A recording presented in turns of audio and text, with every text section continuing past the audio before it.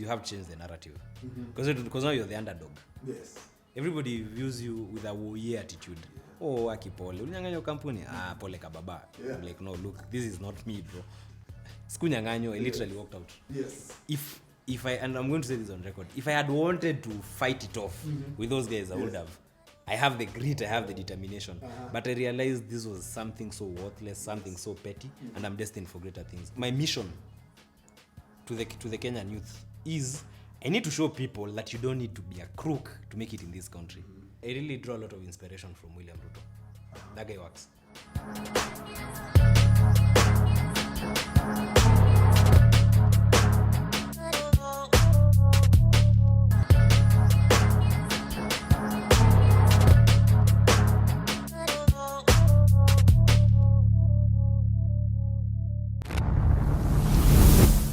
Welcome to another episode of Ksh.1 Unscripted.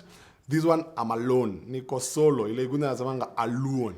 But my guy, I've been thrown into the deep end because I'm with the one person who does not see drama anasema wacha ipite.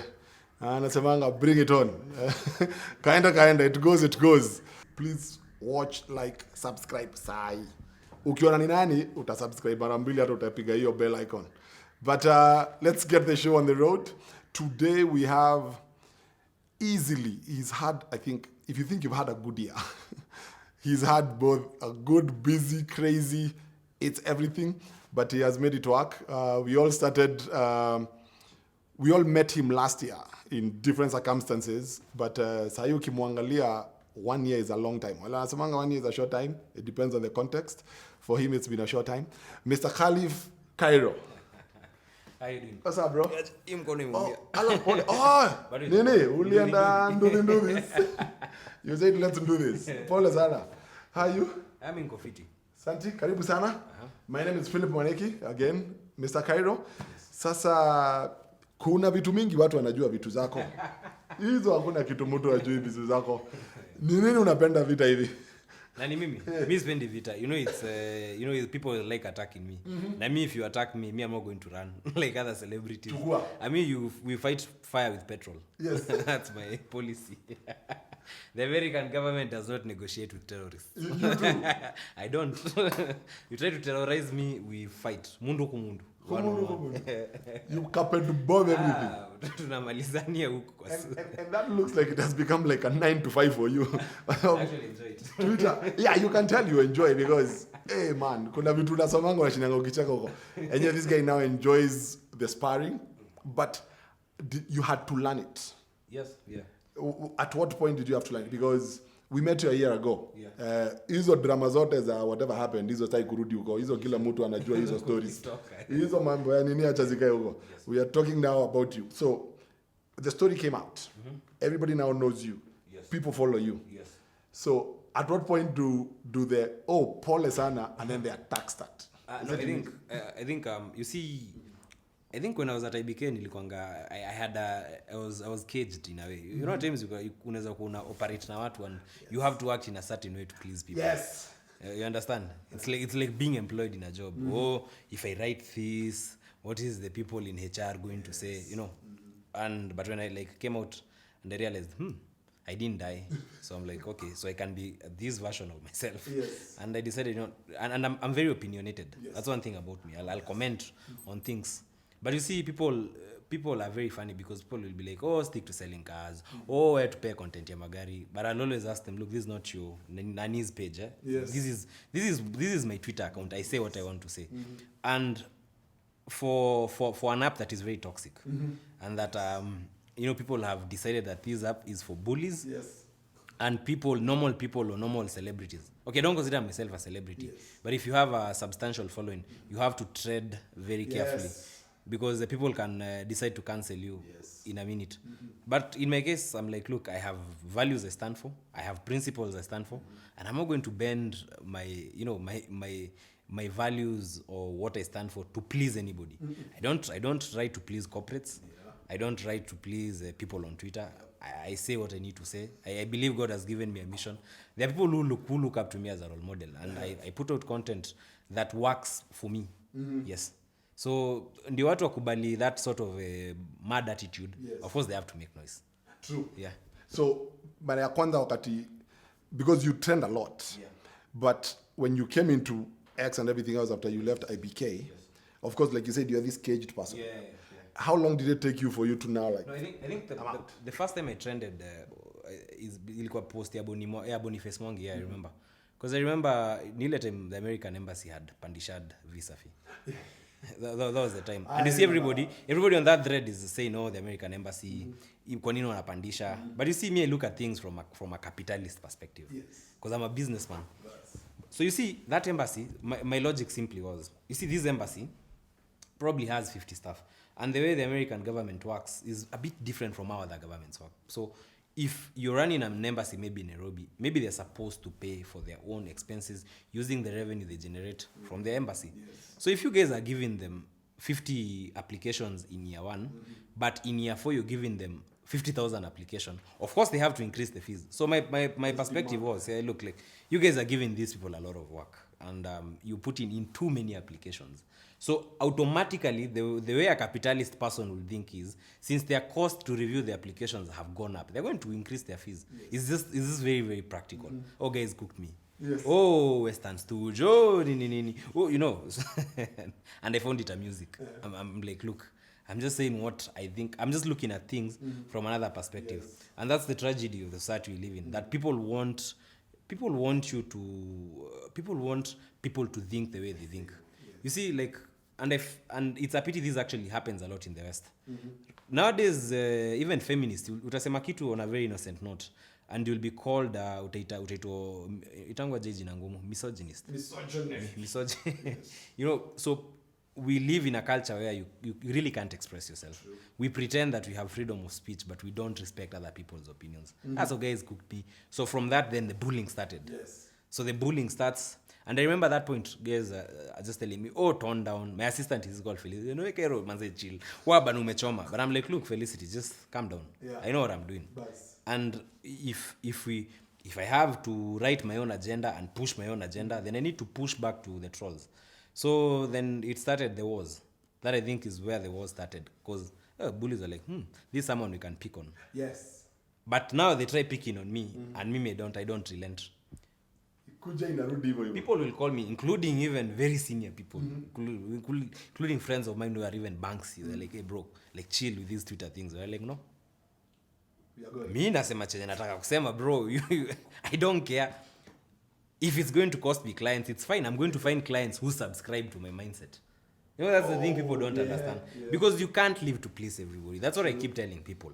And I think what has contributed even to the amount of following we've gotten on my personal page, now aside from my companies or whatnot, is the fact that I am outspoken. I say what I want to say.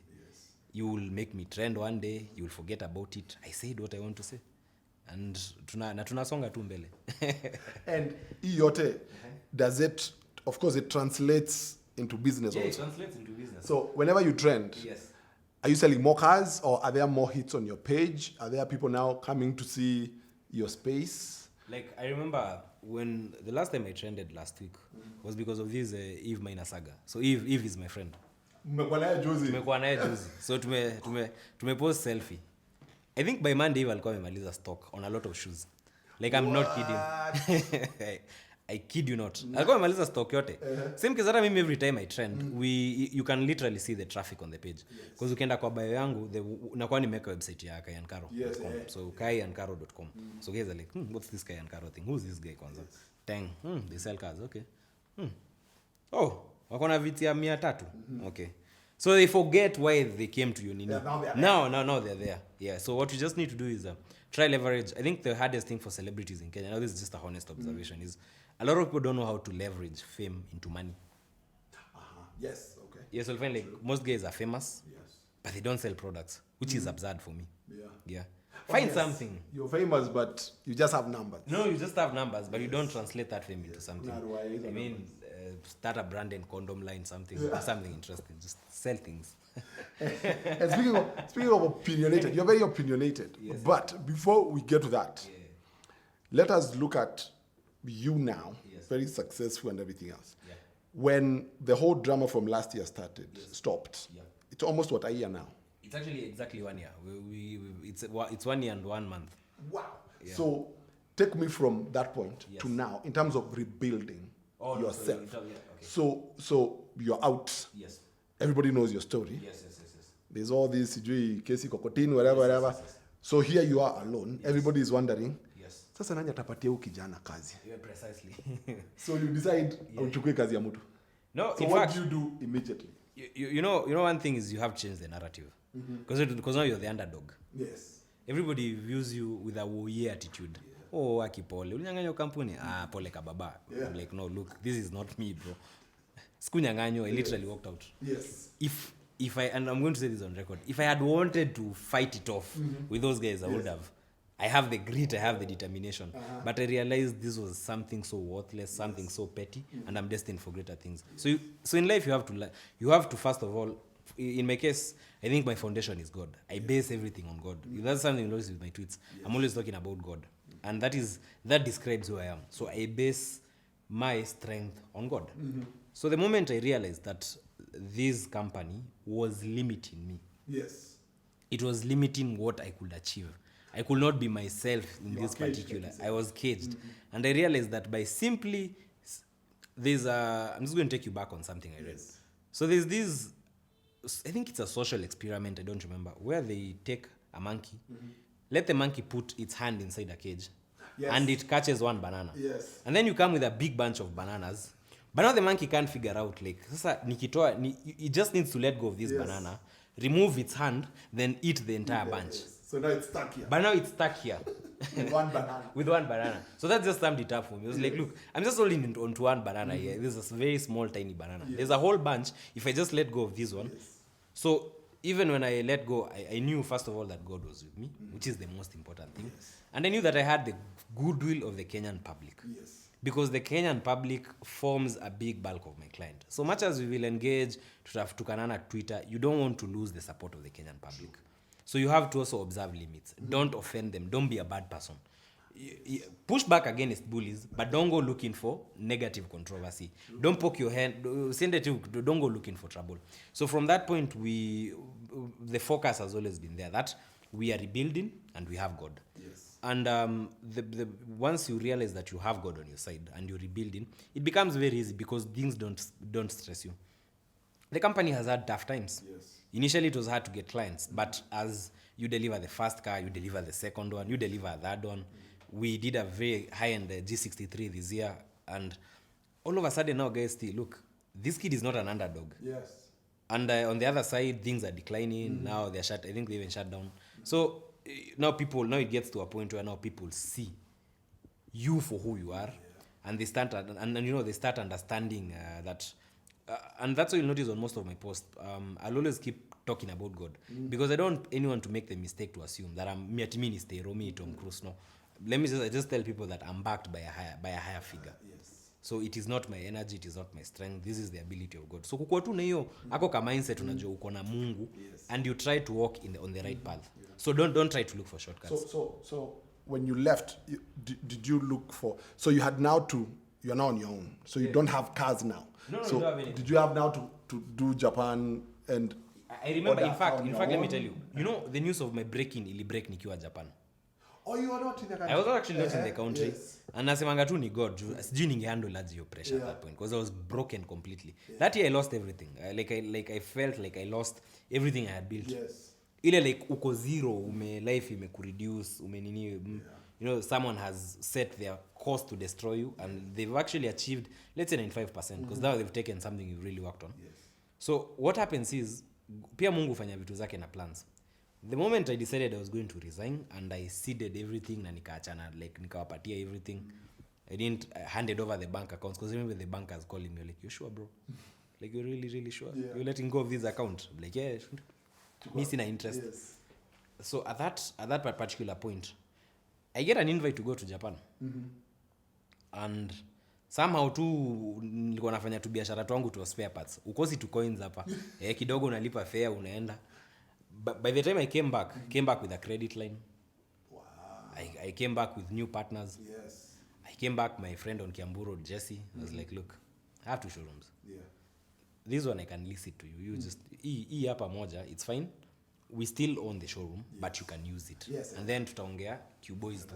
So in a span of 2 weeks, ni miracles too. It's one miracle after another. Because I'm looking at the Japanese. So this chick comes to see me in the office and she's like, we saw you in Japan. We know you went on another company, but we're also interested in working with you. So we are willing, to onboard you on our systems. We can do business. We have a lot of cars. And I'm like, out on a just sina company.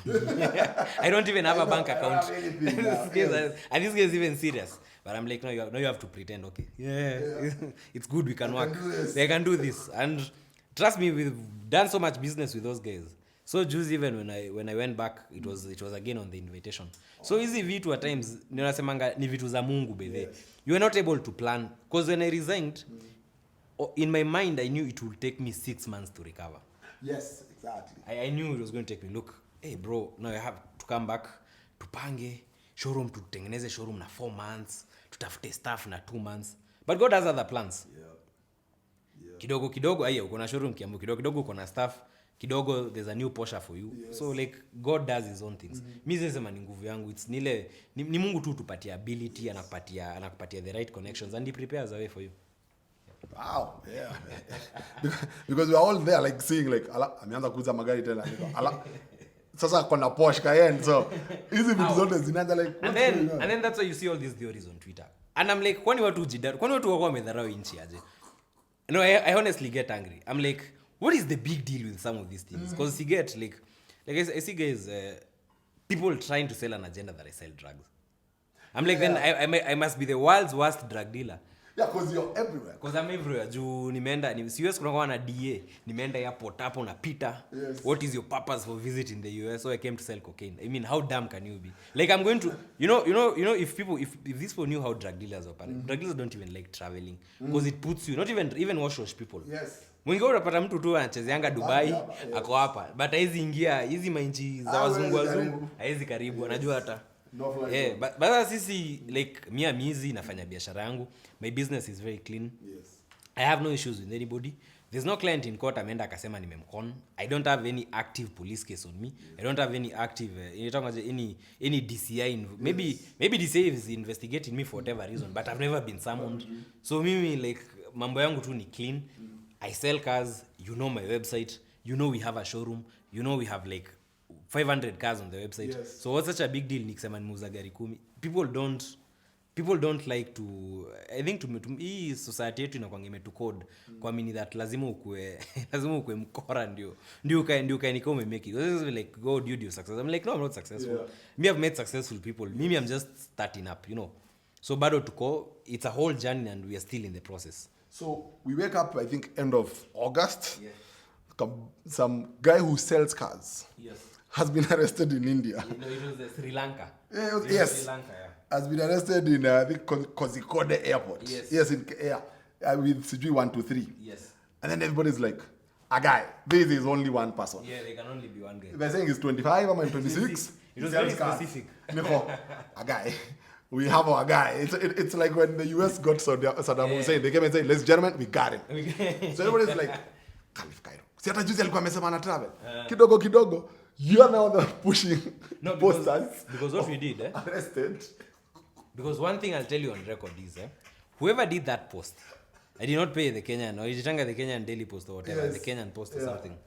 That thing was sponsored to ruin my reputation. I'll say this on camera. That one is something I'm 100% sure. If they want to send me demand letters, I honestly don't give any freaking whatever. Yes. That thing was sponsored purposefully to tarnish my reputation. And I sat about it and I realized, if I start denying, it's not going to look plausible. So ndakatu, it will be the victim. Yes. I'll be playing the victim card. So let's have fun with this whole story then.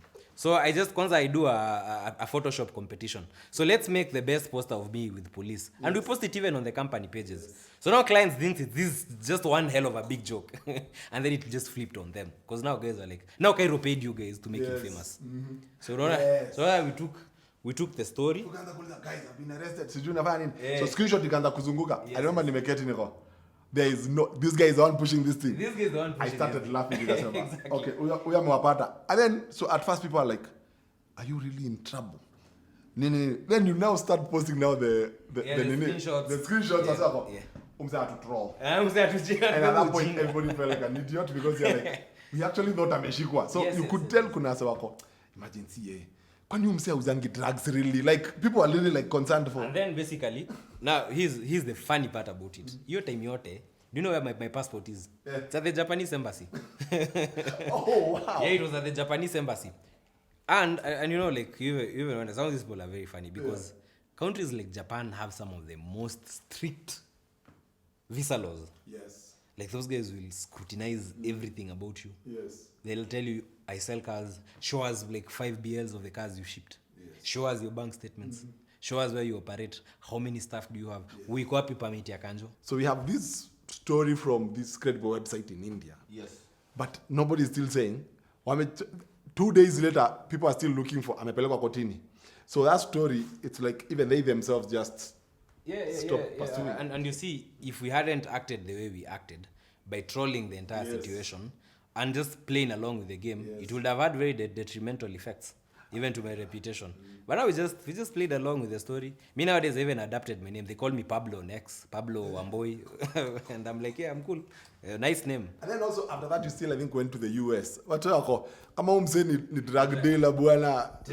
Sasa ameenda stay tu. Hapa nasema ameenda kuona mama yake. So people say, so ulisema you are a poor boy from Kawangware. What's your mother doing in the US? Yeah, and like my mom, we grew up with my mom. My mom ameenda US like juzi. And then she goes there and gets sick. So people will always try to poke. I did figure a point now they're like, oh, you're not even 26. You know what?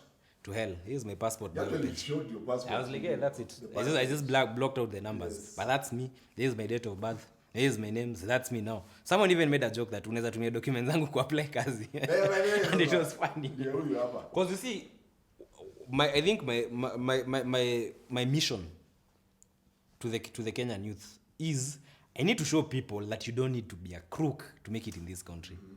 That's something that I take very. In fact, when I pray, I tell God, look, please God make me an example. Yes. Because the Kenyan system has really messed up young people. True. Politicians have conditioned us to believe that, look, you have to be the worst, bottom of the barrel human being to make it in Kenya. Yeah. You either have to sell drugs. Yeah, we don't have a positive success story. No, hakuna. Yeah. And it is such a big, I think it is one of the biggest tragedies of this country. True. That we can literally count the few people. Ati ukisikia tu mse hii flat inaamshwa na nani? Oh, ile amshwa na governor wa place flani. I find it so bad, eh? There's always illicit money on everything. So that inakuwa as a young person it actually kills your morale because you're like hatutaifika hapo. But unaona sasa now once you have an entire generation of people who reason like that. Yes. We are sitting on a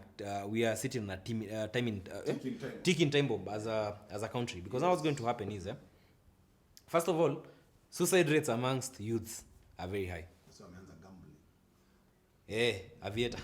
Yes. Here's a pilot. So rapata, the youth in Kenya, there's so many people doing great things. Yes. But story yetu ikuangi uko nje. Yes, true. You know, na mimi I believe that if you scrutinize my life to the last detail, like umse alikuwa hii showroom, akajitoa, akaenda Kiambu Road, akafanya hivi vitu. Now probably we see him sijui amefungua kampuni London. Yes. He's never stolen a coin from everybody. Yeye anasemanga tu story wa God. Don't you see that's a positive thing? Me, that's how I look at it. Because nasemanga, maybe this is my ministry. Mm-hmm. You know the Bible tells us to spread the gospel. Yes. So mimi, as I do my things, as I travel the world, as I sell the cars, as I try to sell you planes now, I'm still trying to push the narrative of God. Because I believe what our youths lack, ni hiyo spirituality hakuna. Unajua the moment hauna spirituality as a man, you don't believe in God. You don't believe in how the universe self-adjusts. Ama hizo vitu, hauna principles zako. Yes. Wewe ni mkora unataka kuingia kwa gava, upige deal moja freshi, uomoke. Yes. Wewe believe na story ya kuweka bidii, you don't believe in the journey. No, that's very dangerous. So me believe that by telling this story of just a guy who grew up in Kawangware, hapa tu Kawangware, yes. Like Martin apande wangu hapa nje, ni 46. Yes, 46. Hadi Kongo, hivyo Coast, Kawangware. Yes. If someone from this place made it, now dines with kings in New York, yes. Why can't I? True. You see, now that's a positive thing. How you talk of course a lot about your childhood, but how hard, difficult was your childhood growing up? How did you make through? How did you keep hope alive? And how did you end up? Of course, here you are, but all this grit and and hard work. Like, what did that teach you growing up? Maneno ya nini about hard work, believing in yourself, and just. I was raised by a mother. My mom used to raise my mom used to like have a shop. Yes. Watu wanajua Kawangware. There's a place called Kamitha. So Kamitha kuna na garage. So my mom's shop was right opposite to that garage. Inaitangwa shop ya Mama Kairo. Ukienda hapo tu hiyo mtaa ulize Kamitha, ulize shop ya Mama Kairo, aliendanga majuu. Yes. Utaonyesha shop yetu hapo hivyo. It used to be there, iko hapo tu. Squeeze I think ni kinyozi or something. But let me tell you one thing about my mom. My mom used to wake up at 5 a.m. every single morning. And she used to close that shop at 10 p.m. Every single freaking day. Whether it's a Sunday, whether it's a Monday, whether it's a Tuesday. So, you ni work ethic yake. So, I learned a lot from her work ethic. Unaget?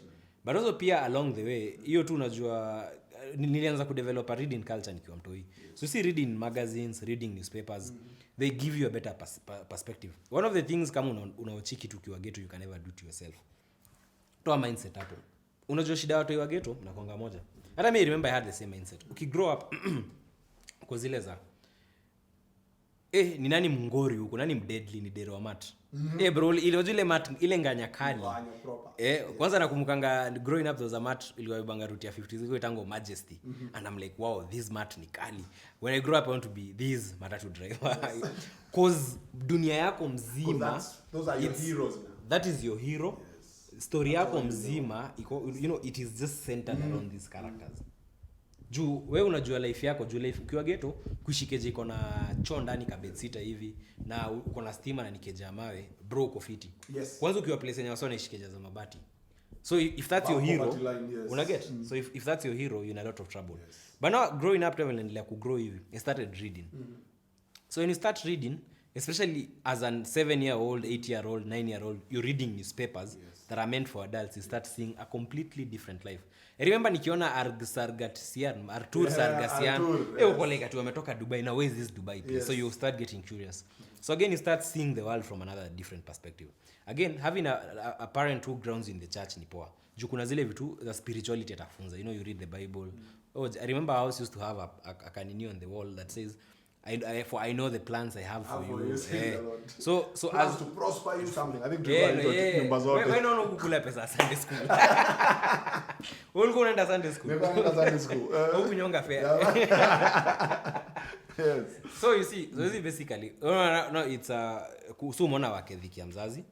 Then you've seen this other sort of world, and then pia on the other side there's the spirituality aspect. Then mimi zile primary nilienda, I studied in Huduma school. From the pre-unit 2002 to class 6 2006. I transferred in 2008 actually, July. Then transfer nikaenda another school called Waldorf in Kawangware still. So see these are schools funded by missionaries from the US. So they also impact you because as part of the curriculum there are a lot of good Christian values. So if you're a good kid, hauna mambo mingi, utajipata mingi kwa hizo values. And then pia sasa high school unaenda, now high school hardens you. Kenyan high school is prison. Now that one now completely hardens you. Yes. So ukiwa primo when is softy. So you grow up na madhe anakubembeleza. Now you go to a Kenyan high school, bro. You find you uko form 1, there are guys who are 18, 19, wako form 4. Wako na beard kaa yako bana. Wako form 2. Watu wanaweza piga mwalimu. So these guys bully you. Like unaonyeshwa a very tough setting, just as uko high school. First year nakumbanga nikiwa high school nilikuwa shindanga nikiwa homesick, weak boy. Nikiingia form 2, bro umekuwa manga. Form 3 umechujwa. Form 4 shit ndio hii exam inakam. Tena umetulia. So it's a whole journey. And along the way unaenda ukilearn. Then unamaliza shule unakuja huku nje. The same things that youths go through. Hizi stories jikusumbulwa na madem. Hii kwanza America anaitanga 190s. Ile unaona tu dem moja unaona niko unaweza hizo vitu zote nimepitia. I've gone full circle on all those things. But now life is a continuous process. So hata say I still believe I'm growing. There's a way kitamu, if you would have given me like $1 billion it would have killed me. Today if you gave me I normally joke it will solve all my problems. But you see ni juu umeenda ukifunguka akili. Unaacha kuexcitewa na vitu ndogo. Mimi siku hizi Friday unipata home nikiwaka. Kitu 21, 22 Friday bana how 3 PM uko amwezi bana unapanga tushe. But nowadays ita Friday itakam iishe, Saturday ikuje iishe, and you're like Because kuna moja ulisema juzi in 6 years that means you'll be what 32. Yeah. You said you'll be for dollar billionaire. Yes. You believe in that and you're already working to that? I believe in that. Uko kwa Forbes magazine. Lazima. Mimi na siju mimi ni strong by it. It's because I serve a living God. I trust. Mimi naenda kwa Mungu na mshoni aje. Mimi nataka Gulfstream. Nataka G6, G650. Na nasema by nataka na and I tell God give me the ability. Link me with the right people. Huwezi fanya hizi vitu peke yako. You'd be shocked that a lot of the things on earth by ni networks. People think na nikisumbana na Twitter nawaambia you don't need that. Hii story I need capital to start a dealership. Hiyo ni story. At times ni grit na determination yako. There's a person ako mahali Runda ama ako mahali wherever who has 100 million cash na ajui ata invest hiyo pesa wapi. True. There are so many of them. There are so many people. There's a mall country juu. Watu wajua apeleke do wapi. Kuna mtu sahi ako Dubai, mwingine ako Europe. They're sitting on billions. There are wazungu sitting on billions and you see them, a lot of them in Kilimani, wapi. They come here and they fund startups. Unaambiwa mmepewa seed capital ya 100 million. What does that tell you? That there is money. Do iko. Chenye unafaa kufanya is you have to build on your character and try go get it. Na uweke Mungu mbele. The moment unaweka Mungu mbele na unajiamini hivyo, hakunanga anything that is not achievable under the sun.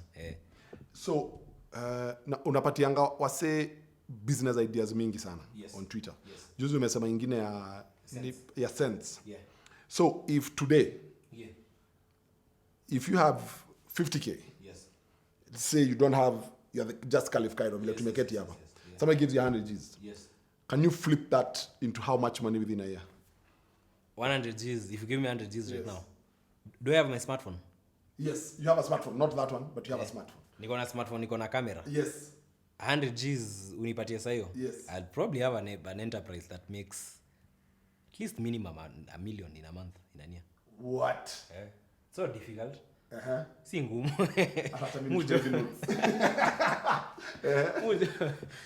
If you give me 100K, what I do first things first. Sit down, think. Figure out a business that mimi napenda kwanza hizi biashara za brokerage. I really enjoy those businesses because zinanga kazi mingi. Sika kuwa na matatu inabebanga roisa. Ati lazima bro, ati lazima kukue na asset. They are good businesses, but me I like businesses that are not very complex. Right now there are so many businesses unaweza fanya. Anything that is a platform. Like let's think of a business idea tukiwa hapa. Yes. Haraka. Let's think of one. Okay.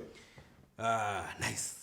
So there's this so I live alone Yes. Kesho mama wangu aje kama. Natoa mama wangu wapi? Let me ask you a question. Yeah.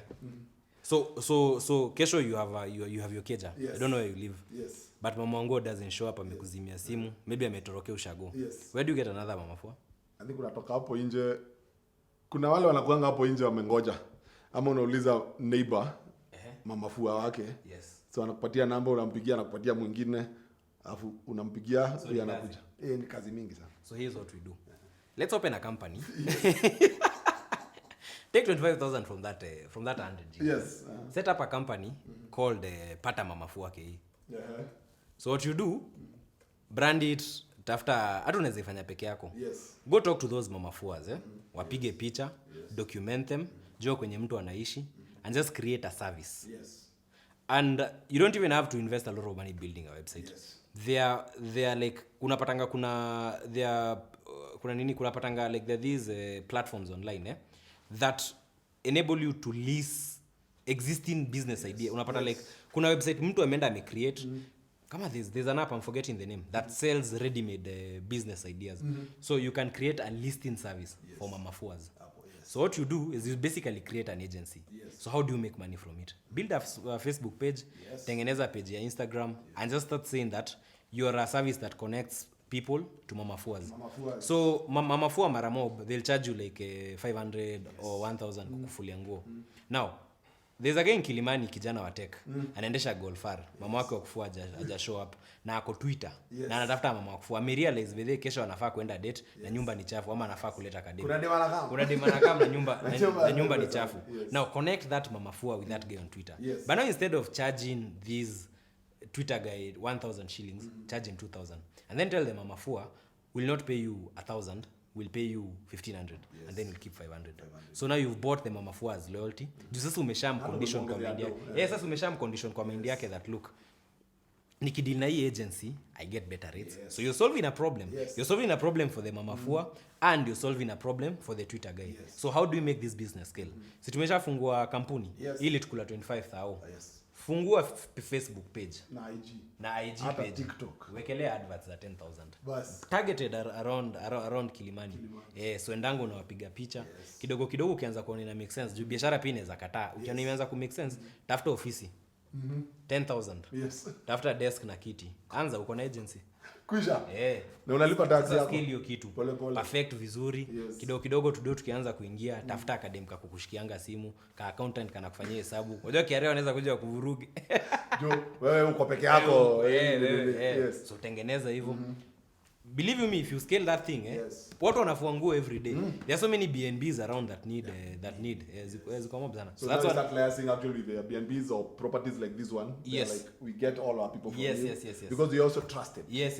You also trusted. So and then what you do now to ensure trust on both sides is you photograph these Mamafuas. Tulisema uko na kamera, simu iko na kamera. Take their IDs, so have a file on them. Have their numbers, jua kwenye wanaishi. So at any given point, patamamafua.com will always find you the best Mamafua. We have a company. Unaongezea after 1 year tunaambiwa tuko na wash. After 1 year sasa utakuwa umescale, unaoperate yanga Loreto, unaoperate yanga. Sasa now what you do as the company grows, delegate vitu. Put systems in place. So the company can run. Pata Mamafua can run. Hata ukienda sherehe zako Diani, the company is still running. Kidogo kidogo maybe umefungua agency ya Kilimani, tukiingia Loresho, tukaingia Pipeline, tukaingia Kayole, tukaingia Kiambu Road. Maybe in 2 years, 3 years, we are now making tuko na revenues za 2 million, 4 million, 5 million a month. 5,000 yes. System. And they are all busy. Bas, na wote wako busy. And there's even a 5-star rating. There's even a rating so the highest Mamafua as 1,500 ni 2.5. Alafu now everybody is trying to make sure amefika hapo. Alafu we spin it off.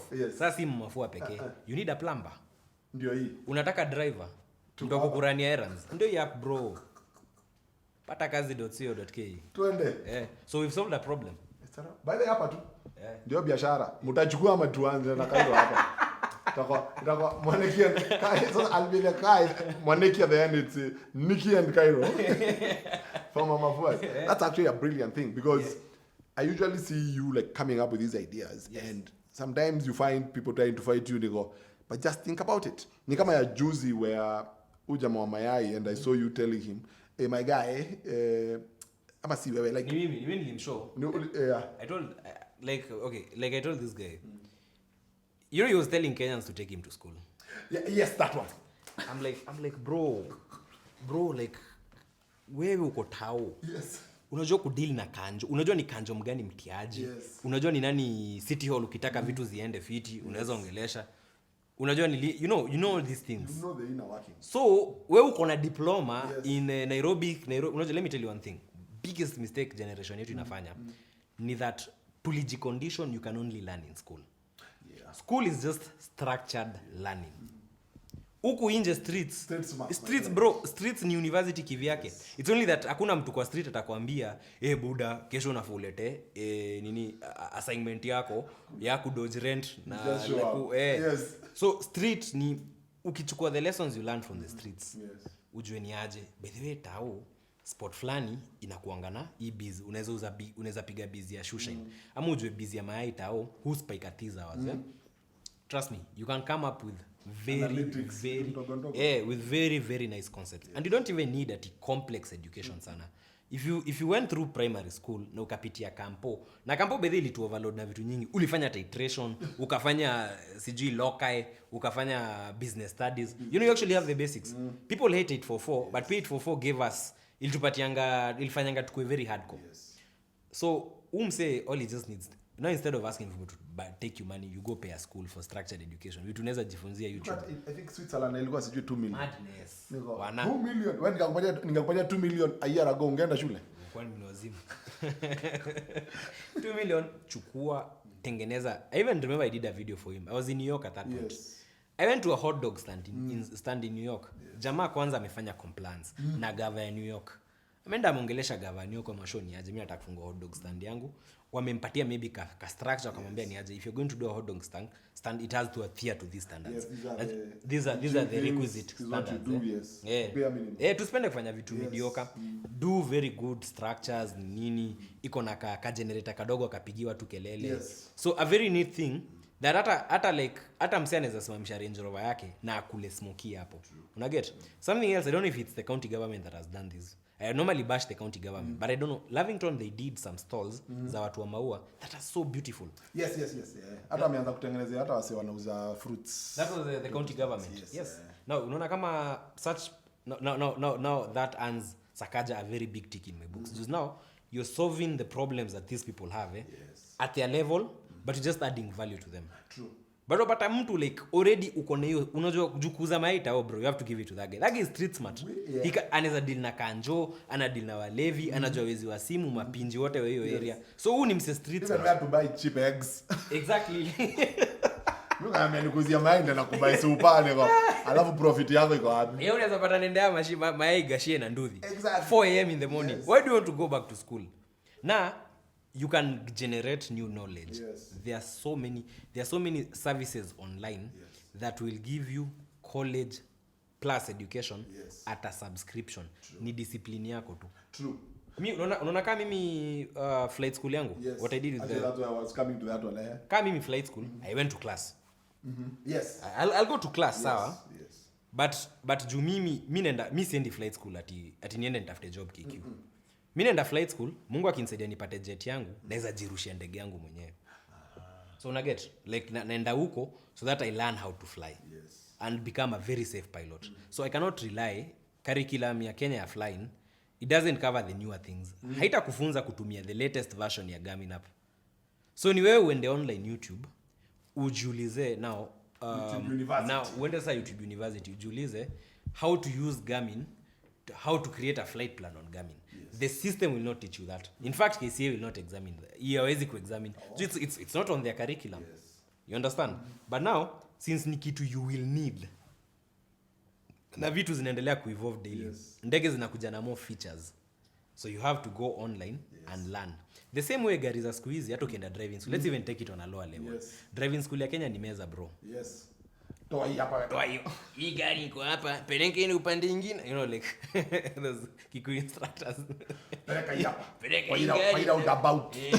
Wewe ukifanya hivyo umeua watu. Unajua like is bana nimebalia PTSD nimekumbuka hiyo baba.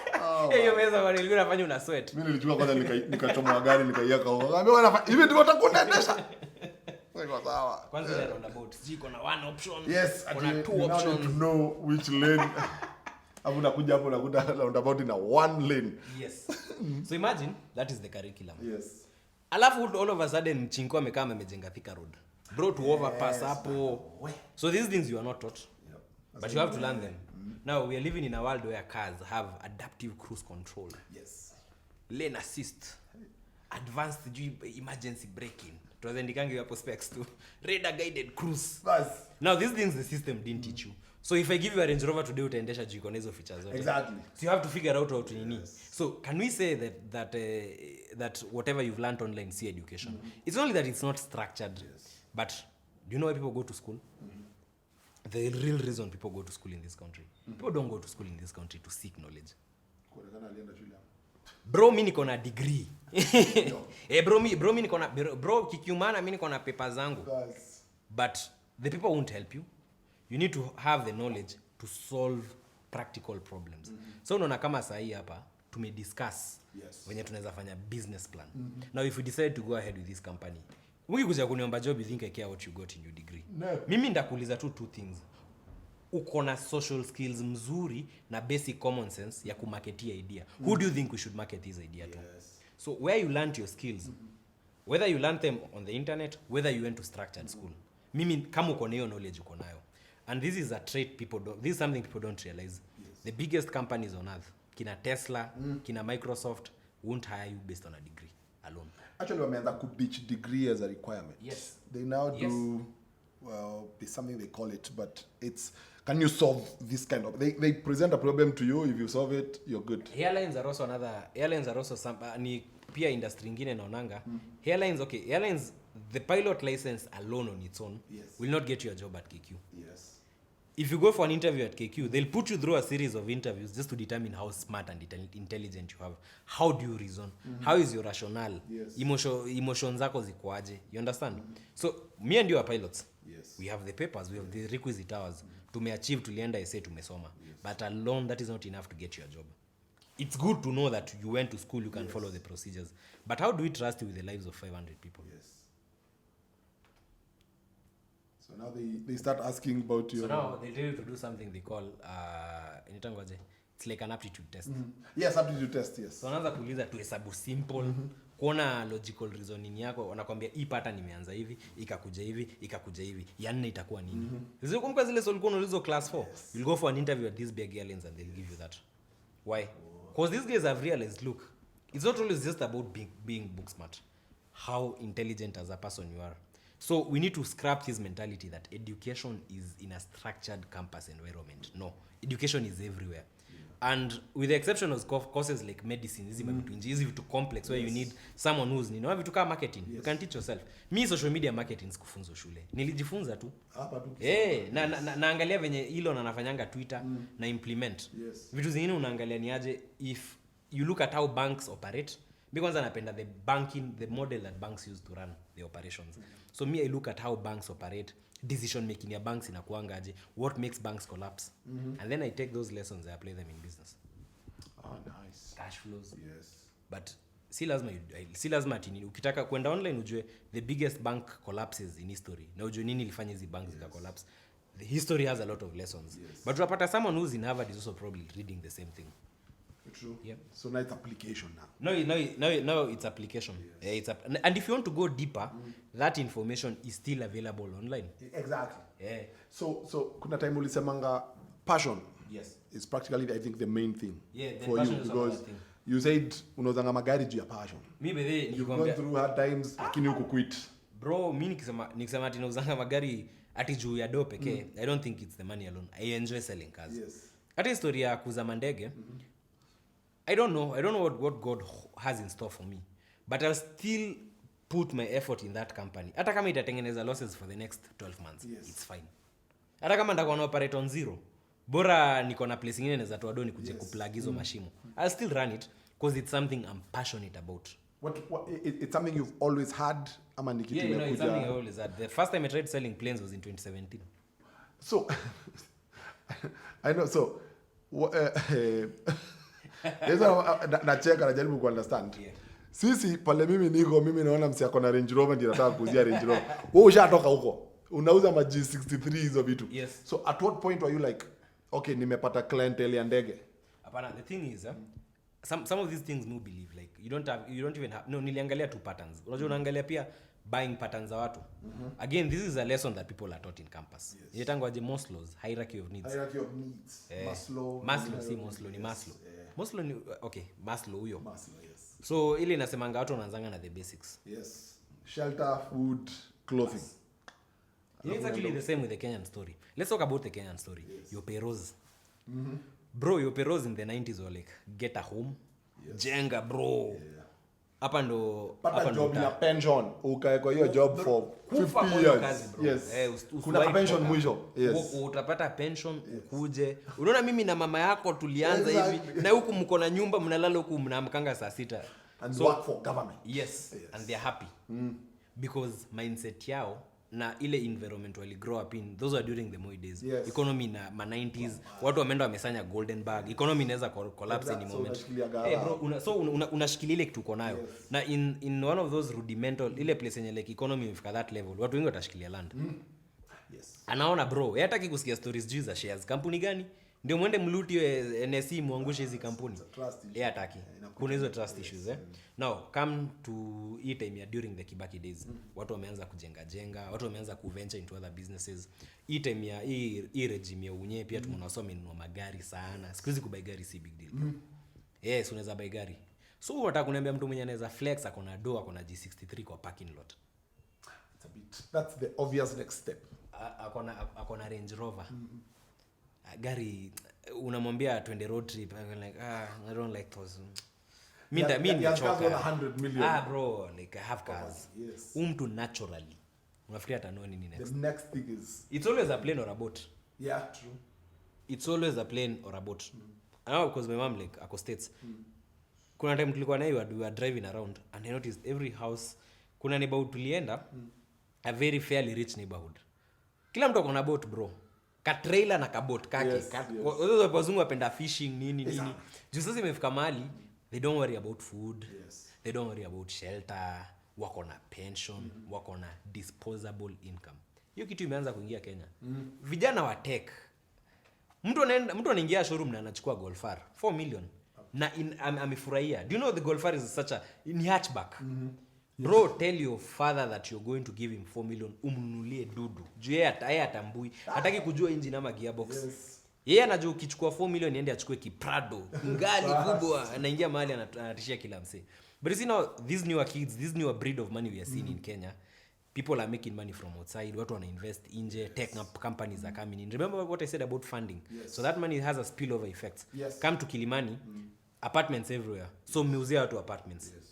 Now start selling them another lifestyle. Now that is my new mission with Jetman. Yes.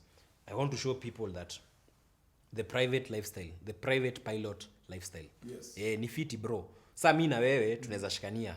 Toa 5 million, toa 5 million, Yes. tushike ndege. Tukwange tuna share. Juu Utaendesha ndio ndege si kama tu utaendesha kila siku. Unasema next weekend mama amesema tunafaa kuingia Turkana to camp. Ingia hapo unapiga ndege yako mafuta unaenda huko north una land. Next week mimi nasema ni aje? Mimi nataka kuingia Komoro na maboys. Yes. So si last Sunday ulikuwa na ndege, mimi naichukua tunatoka hapo tunaenda Komoro.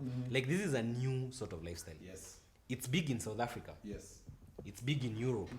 It's big in North America. Yes. So it's just a matter of time before tuanze kwa new lifestyle Kenya. Na mimi nataka kuwa at the forefront. Nataka kuoffer hiyo solution. Nataka kuwa pioneer kwa hiyo industry. The same way nilipioneer story ya wase kuendesha Maudi tuka influence zikakuwa mainstream. Yes. Now I want you guys to buy planes. Yeah. And they will buy. Mimi najua atanunua ndege. Na mkikataa kununua sawa, mimi nitauziwa Niger. Mimi sieki focus yangu Kenya So pekee. have you sold any right now? Like no, Nikona, we have a couple of deals going on. Oh, Nice. Yeah, they'll be like, if Felicity showed you the amount of inquiries we get daily. On planes? Yeah. But you see, Pia, we are not just targeting the Kenyan market. Yes, def. We are not, usually like we posted, we post a Gulf Stream. And you have even contacts with presidents from an African country I won't mention, getting in touch. They're like, we saw you have a Gulf Stream that you guys are selling. Will you like share more details about this aircraft? And you're like, damn. Okay, we thought it was a joke, but this shit is actually very serious. Yeah. So the market is there. Yes. North America, the market has always been there. Yes. I mean, the US exports a lot of planes. So ni market pia lazima ujitume because ni the 1% of the 1%. Yes. Bado iko hapo. Ni wase watano lakini watakusort. Mwezi ni convince hakuna do. Na naona juzi nimeona mtu amepost nyumba ya 600 million Twitter. I don't even hapana. In Tigoni. 600 million. Bro, someone selling a crib for not Tigoni Limuru 650 mic or something. Kid you not. Mimi najua hizi za $1 million hapa. Hizo sijaionea Tigoni zinauzangwa zinakuwa ngapi? Wapi? Hata si Karen. I think hata tu Lavington kuna nyumba za $1 million. No, ziko by there. They're houses that zina watu wanaishi ndani mas. Bro, imagine. So kuniambia msanii nyumba $1 million. Kampuni yake inaingizanga how much? Bas. Okay, ama tuongee tu practically. Let's just talk practically. Sasa nifanyie pitch ya Safaricom. You Safaricom, you guys make billions of money. You guys are rich. Yes. Now, you have operations in Ethiopia. You have operations in I don't know what other companies, other stocks Safaricom holds, but Safaricom is a powerful company. Yes. Safaricom itafika a point. They don't want the executives flying commercial. Yes. Like what happens in the North America? Yes. Every company has Equity has outlets. Yes. Equity has outlets in the Congo. They have an outlet in I think Tanzania. Yes. They operate in Uganda. Shinda hapa. So you have a business executive, kuna kitu critical. Do you know it actually makes sense, huh? Get a PC-12. Finance it. Don't even buy it cash. Finance it. It's a big company. Watapata loan. Finance it. Pay a certain amount of money on the aircraft. Have it under a good management system such that they don't have to worry about maintenance, pilots, nini. Ama washikane bank tatu. And they have like a jet that they can share. Hata kama ni discreet. But now it makes sense for them because now they are sharing. Yes. So they as in aviation, iko na so many markets. Yes. It's only that the government maybe jafanya enough to develop, but there's so many markets. Yeah, and the market is there. So you've talked about religion a lot. Yes. Actually, even before I get to religion, Yes. You have a, how old is your son? Boys like 6, turning 7. Yeah. Yes. Yeah. Lakini hata huyo ukipost picha bado wase wanaletanga shida ya kwa nini unamweka uso niko sini mtoto wangu. No bro, I'm like, yo, it's my kid. Mimi we'll just stay forever. How does having a child, yes, how does it center you? How has it changed your way of thinking? How did you see him when all this drama, when you're quitting and you do not know the next step? Umejipatia 6 months. Yes. Did you look at him and say, I'm actually waking up earlier than every other day because of him? Yeah, unajua ukiwa na mtoi, kupata mtoi bethe it's a two, tunasemaje, like actually just do a random test with a random girl. Muulize, so ukapata bole yangu sasa unaweza do? There are 2 reactions. Wow, me don't know what I'll do. Like wow. And then it's always like, no, it's fine, talea. Yeah. Imai kwa peni. Hapana. Dai kuchama. But reactions zinakuanga mbili. Yes. If you get in a kid, you can only have 2 reactions. Yes. You can either panic, yes, or you can just decide, you know what, okay, so okay, we deal with it. Yes. So becoming a parent, bro, like is a whole different ball game. Because now what you have now, like with my son, I have to like I want him to continue with the legacy. So now mimi simraise ati ya kuende ya kuwe sijui nini. I'm raising him to continue the legacy. Yes. So I'm teaching him what I know. Yes. From a very early age. Yes. I always like taking him to the company. I want him to interact with my guys. Shinda uko na jua watu What does daddy do? He knows. He really like daddy has 3 jobs. Daddy flies, daddy sells cars, and now daddy sells planes. Yes. He knows. So see at an early age anajua pesa itokangi juu. Yes. So he's not a spoiled brat. Yes. Anajua pesa utafutwa. He'll come to the showroom and I let him walk into meetings. Oh. Yes, at times I let him, like kama ni client too, ni very not something very personal. Tunaongea tu, tuna debate. I let him come, let him listen. So he's getting an idea. Yeah. Daddy is saying, telling this guy he wants money. So he wants money, ndio ampatie gari. So he knows how the real world works. Yes. You know, a lot of blunders a lot of guys make is you try to shield your kids from how the real world operates. And so you have people who are very successful nini, but their kids are just mtu hii hana nini, juu alikuanga sheltered sana. Yes. Me want my kid like to be out there. Kaa tunaenda kudeliver ndege Komoro, tunaenda na yeye. Kaa hapo bro. Kuna video moja ushaiaga ukifly tu. Yeah, we fly with him. Ni poa ajue alan. Alan hizi vitu. So ukianza kumexpose mapema. No, the mom is there with him. And like we have very cordial relationships, but we're not together. So so everybody, kila mtu na parenting style yake. You see her, I also respect her privacy, akona life yake. So you don't want to expose her. Yeah, anafanya vitu zake. Kinafutaki kuongeza. Hapana, no. Alafu unajua pia you also have to, look, fame ni kitu mbaya sana. The people who will judge her the moment like I decide I'm going to make her public. Kuna watu wataanza kumjudge, they'll bully her, watashinda wakintroll. She may not have the same grit. Yes. It may take a toll on her mental health. So si fit. So hata ishi maisha yake. Kama yeye vinyata raise mtu hiyo ni shauri yake. Mimi on my side kila mtu ana create path yake. Places zenye mnafaa where you're supposed to be the two of you na mtu you just do it but unajaribu you try create a different path for you. Yeah. So real estate niliona juzi mtu alikwambia kwa nini hujajenga, ukamwambia my guy me honestly that's nothing. So you'd expect you have enough money, let me use the word enough, not a lot, but you have enough money to afford an apartment or a house, whatever. Yes. So mbona hiyo si nini kwako? Okay, so nimebuy hao alafu no tuongee tu we're talking no, so I bought a house. Yes. And then I don't know. I'm just it depends. Look, unajua unapatanga there's a classic mistake a lot of Kenyans make. Gets a job. Yes. Well paying job. Yeah. Saves money. Puts it on land. Inakwama. Kwanza imelala hapo. Ndio inapa debt capital. Mtu ajenga nini ocha. Yes, iko hapo.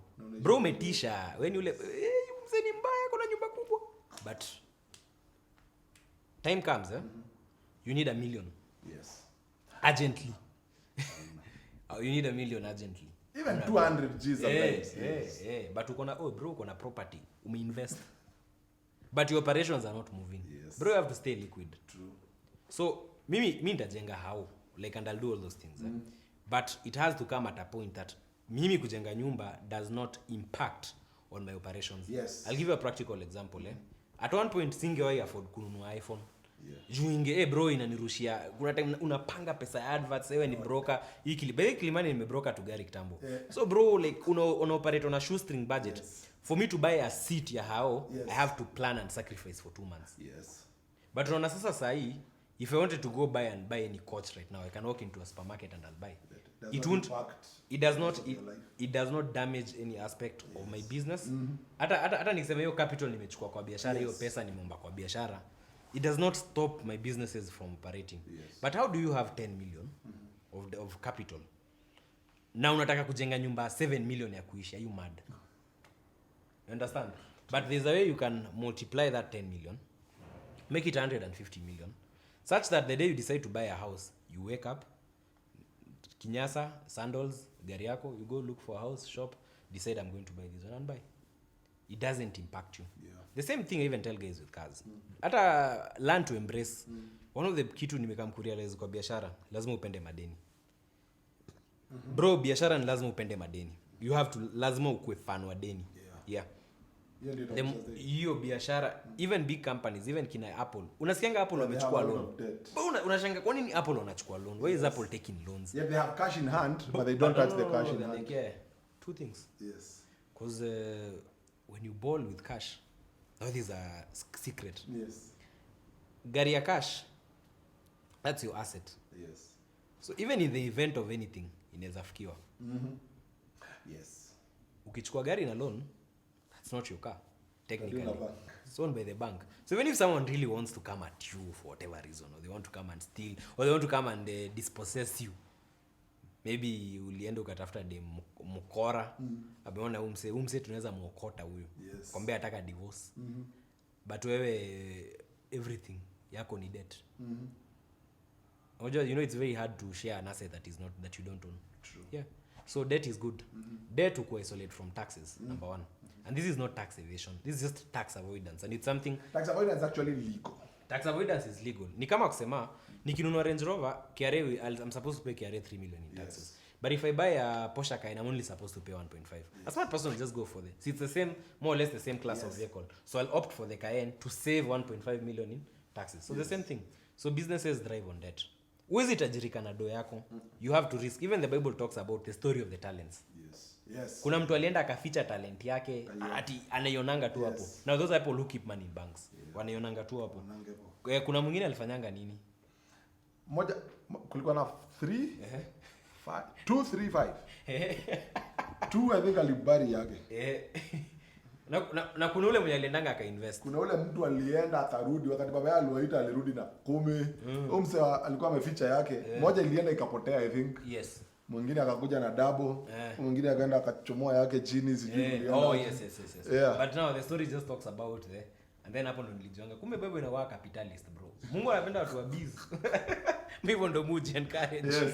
So unaona, so unapata like ni mzuri ku embrace debt na usilalishe capital yako. You know, like you can always, but then again there's a very good reason why this information is not taught in schools. There's a very good reason because we live in a capitalist society. Na capitalist societies thrive on kuna mindset ya watu rich, kuna mindset ya wasepua.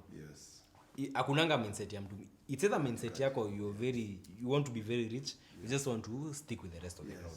So kuna mtu yani life yake and mind by the way. Anataka tu security ajenge, chill, akopo. And then there are some of us who are just mad, who like taking risk. See, last year I lost everything. Everything I had worked for, I lost it. I lost it like gone done. But I didn't kill myself.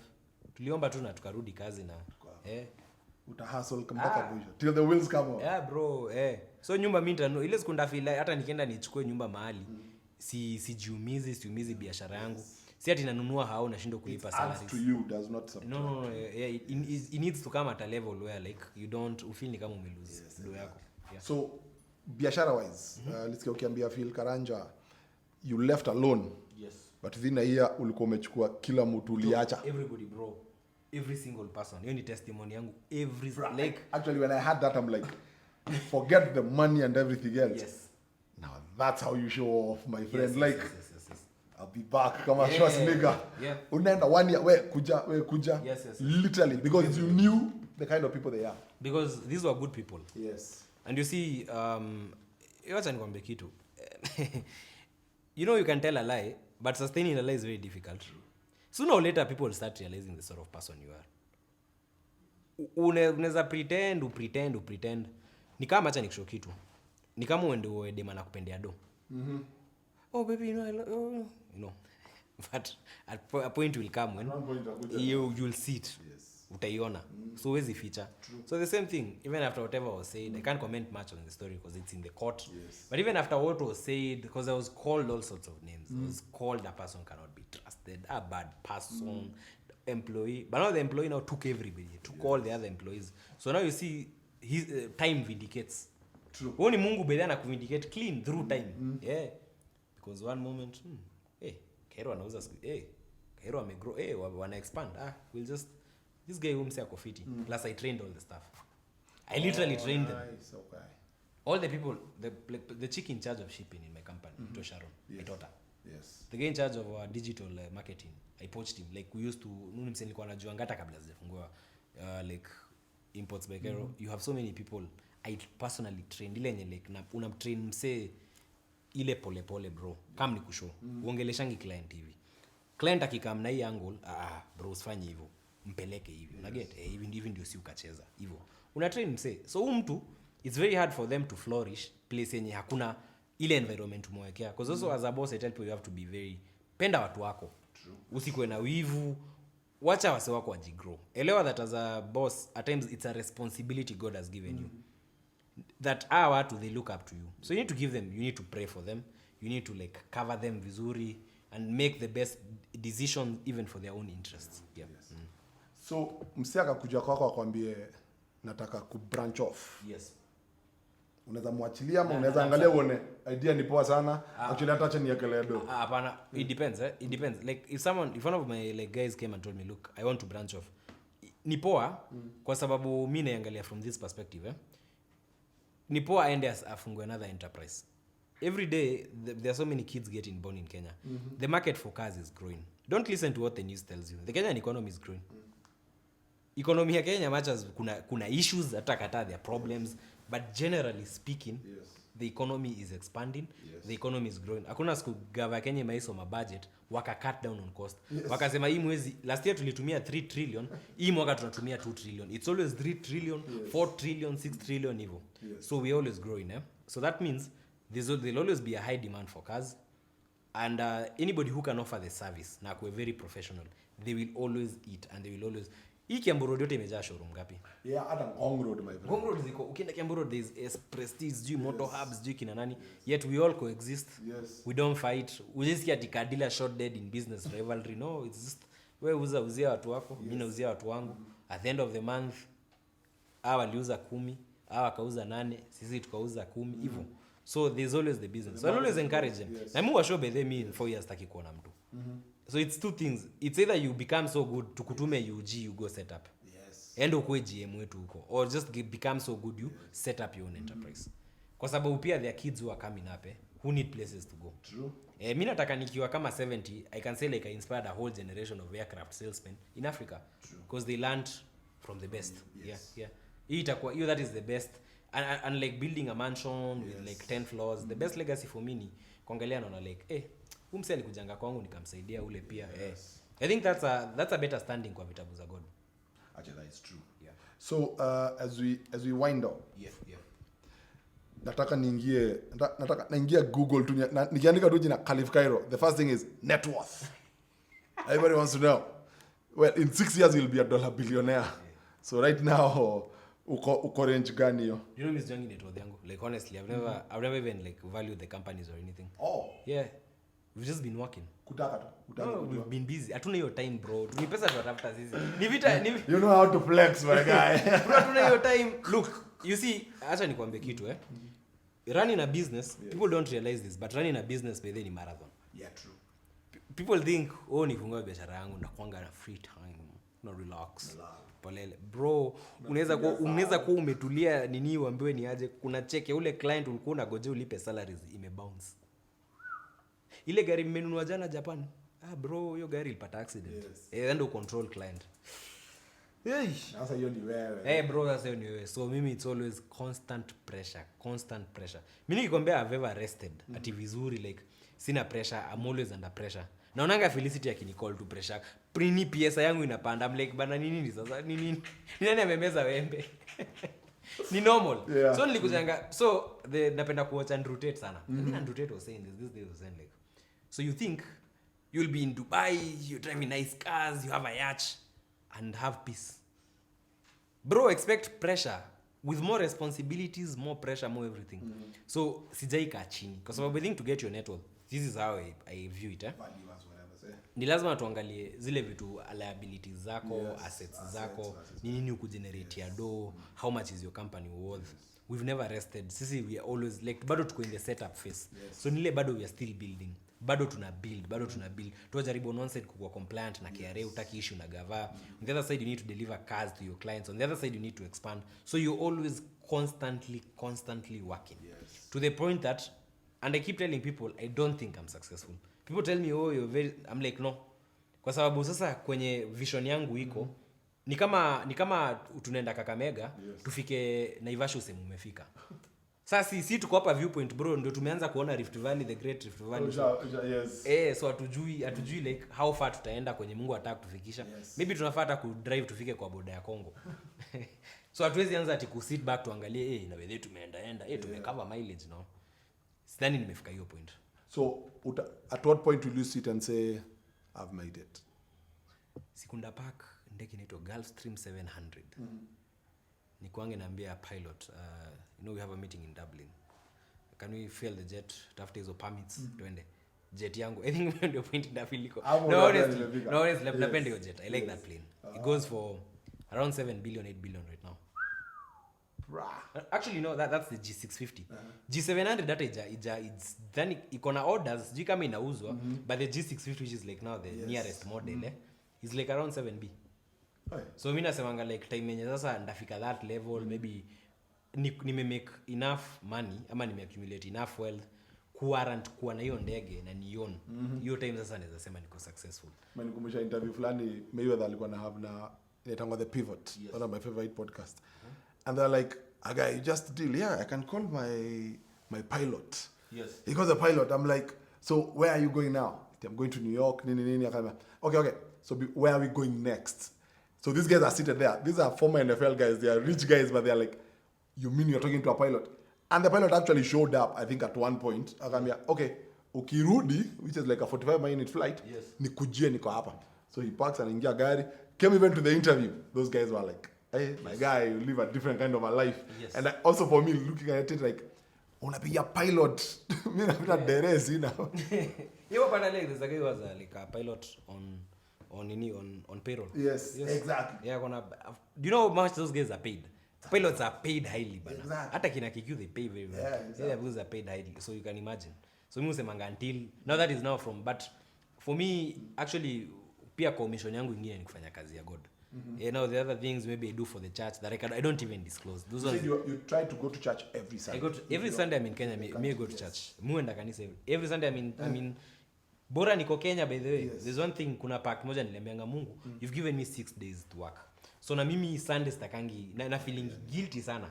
But then don't miss church Sunday unless sasa niko out of town. But kama niko Nairobi, I have to go to church on Sunday. Ni kama umeonanga wakedhik bro ya Waarabu.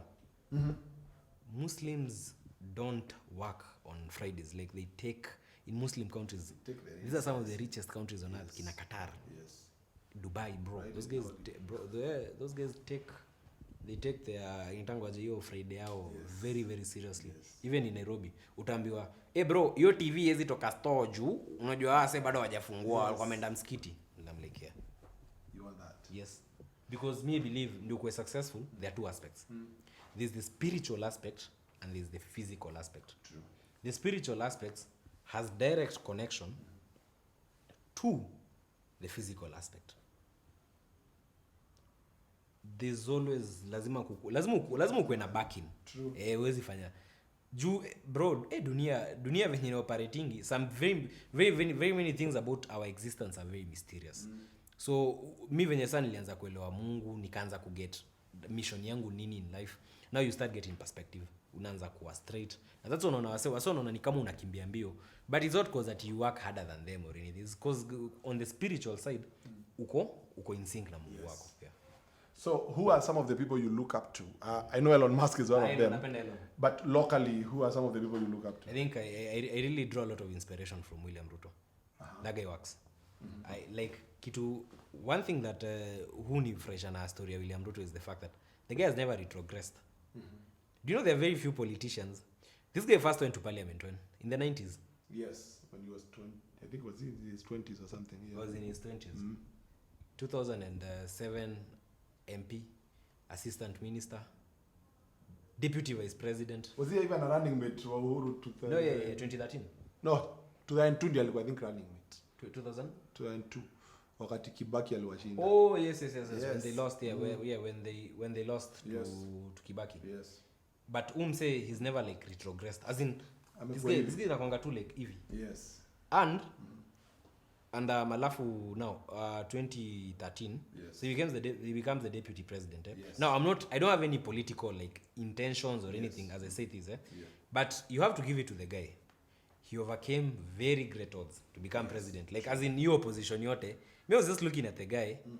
I'm like, bro, like government in its entirety has declared war on you. You know, there's a time like even talking, even being associated to that guy, you are unakuwa earmarked. And then the guy becomes president. He beat the whole system. Bro, the guy gamed the system. I'm like, no, me like this guy. I mean, that's as in you really have to give it to him. Hata kama you're on what side of the I don't agree with many of the policies the government is taking right now, but you have to give it to the guy. Your grit, your determination na hiyo kukua focused. Juu hizi times zenye jamaa alikuwa na persecutiwa, kuna mtu anaweza flip bro. Akasirike and the guns out against the nini. You know that times that's what the establishment wants you to do. So that they find grounds to finish you completely. But he was just like, okay. And then boom. Wow. This guy's president. I'm like, look, hey, bro. I really don't like politicians much, but you have my respect 100%. Yeah. Okay. Anaweza kuwa client wako pia. Bro, but tafadhali aki nunueni jet. The country needs a new jet man. No, honestly, hatuwezi kuwa tunaenda presidential zitango hizo vitu. Those presidential what are these things called? These conferences. Yes. Unaona president wa Egypt, Boeing 737, BBJ. Tanzania, bro. Yes. Tanzania and UG they have Gulf Streams. Yes. And then as there we have a Fokker. By the way, kana Fokker. It's a Fokker 80. I'm like, nah. Unaona bana. Bro, kwanza it's a good deal. 2017 Gulf Stream. Very low hours. Good condition. Inatoka Nairobi inaingia New York ama Nairobi inaingia Tokyo. So you never have to charter. Because it also costs the government a lot of money to charter, sub-charter, So government of Kenya, if you're watching, send us a DM or just float a tender, we will apply. CC at Murkomen. Big boss. Thank you very much, bro. This was a really fun interview. It's wakati tulikuwa tunasema tutafute Cairo. You were like, tunataka tukuje. Ameongea vitu mingi. Wacha akuje tu akuwe the 26-year-old business guy that we see on Twitter and everything else. And I heard you say Instagram, you are very calm. Hapo unanga mashida mengi. Pamoja pale Instagram yani pale hakuna bukta. Tumetulia pale yani pole tutakunywa sharubati. Alafu tukiingia Twitter, mask off bro. Kuja. Wewe kuja wewe. Wewe unafikiria wewe ndo nani? Wewe hapo nyumba wewe. Where Samo? Where is the Samo? Is it like your favorite sparring partner? Yeah, like we just spar with Polo Kimani. Polo kwanza kuja hapa. 5 people. Shenzi, like it's just fun and games. There's nothing serious. Yeah, nothing personal. Basi IG uko ni chilling in New York sipping cocktails. I love TikTok pale checking out cars. TikTok just TikTok ni TikTok is very visual. Yes, just content. Yes. But Twitter is more of an intellectual space. Yes. I like Twitter because you can talk about these business things. You can go talk about very complex business things on Facebook. No, you can't. IG. On IG is like Pro Max Tinder. Like this is just crawling, liking supermodels and stuff. Yes. But now Twitter and Elon is brilliant because anajua news. squeeze ina spread yanga Twitter kwanza. Yes. So this guy knows by buying that app. Everybody thought he was crazy, but me could see what the guy was doing because he wants to control the narrative, control the news, and take the revenue away from the mainstream. Yeah. So smart guy. So Twitter, I'm very bad. Instagram, oh nice, that photo looks good. Like. Thank you very much. Please subscribe. Tunataka wase wa watch kitu. We have Mr. Kairo so that we can get bigger guests and also we can get Kairo back. Yeah. Thank you very much. This was an amazing session. Igunda ume miss out. Usijali, niko na namba yake tuongea. It's a wrap.